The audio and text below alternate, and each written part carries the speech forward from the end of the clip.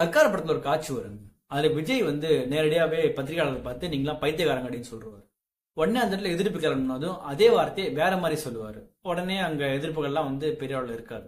அதே போல இந்த அதிபுட்சாலிகள் நம்மள முட்டாளாகணும்னு நினைக்கிற இந்த அதிபுட்சாலிகள் என்ன பண்றாங்கன்னா மும்மொழி கொள்கைகளை ஹிந்தி கட்டாயம் முன்னாடி சொல்றாங்க. எதிர்ப்பு வரும்னு தெரிஞ்சா சொல்றாங்க.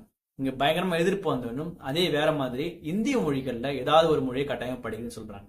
இந்த மும்மொழி கொள்கை நிறைவேற்றினா ஹிந்திக்கும் சமஸ்கிருதத்துக்கும் மட்டும்தான் ஆசிரியர்கள் அதிக கல்வி நிலையங்கள்ல பணியமர்த்தப்படுவாங்க. இப்ப இந்த பையன் பேசுறாருல்ல, அதாவது புதிய கல்விக் கொள்கையில் வந்து மாநில அரசுலாம் வந்து இந்தி எதிர்ப்பு தெரிவிச்சாங்கல்ல. உடனே வந்து அவங்க என்ன செஞ்சாங்கன்னா, அதாவது இந்திய மொழி 3வது மொழி எந்த மொழியாலும் எடுத்துக்கலாம்னு ஒரு ஆர்வம் ஆத்துனாங்கல்ல. இதே மாதிரி தமிழ்நாடு அரசியல் கட்சி ஒண்ணு வரைவுல வச்சிருக்கு. அது எந்த கட்சின்னு தெரியுமா? நாம் தமிழர் கட்சி. அவங்க என்ன பண்றாங்கன்னா, உலக மொழி. அதாவது இந்திய அரசு வந்து என்ன பண்ணுதுன்னா, இந்திய மொழின்னு ஆத்திட்டாங்களா, அதனால வந்து அண்ணன் என்ன பண்றாருன்னா, உலக மொழி அப்படிங்கிற டயலாக மாத்திட்டாப்ல. ஏன்னா அதையே வச்சா தெரிஞ்சிரும்.